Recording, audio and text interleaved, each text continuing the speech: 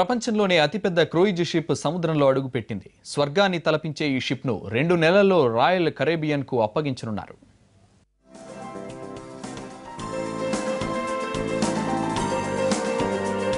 Harmony of the Seas ప్రపంచంలో అతి పెద్దదైన క్రూయిజ్ షిప్ సముద్రంలో అడుగుపెట్టింది.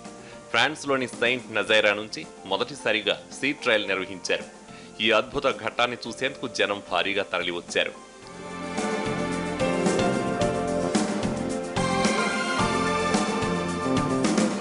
ఈ నౌక గురించి ఎంత చెప్పినా తక్కువే. 362 మీటర్ల పొడవున్న ఈ షిప్లో ఏకంగా 5.5 వేల మంది కొన్ని రోజుల పాటు సకల సౌకర్యాలతో సముద్రాల మీద తేలియాడుతూ ఆనందించవచ్చు.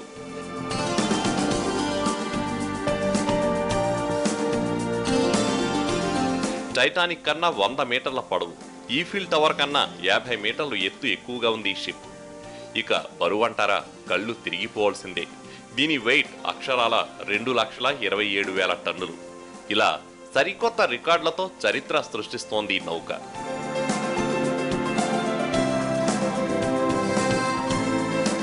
ఇక ఇందులో సౌకర్యాలకు కొదవే లేదు. 40 అద్భుతమైన రెస్టారెంట్లు, 2,000 క్యాబిన్లు, మల్టిపుల్ స్విమ్మింగ్ పూల్స్ ఉన్నాయి.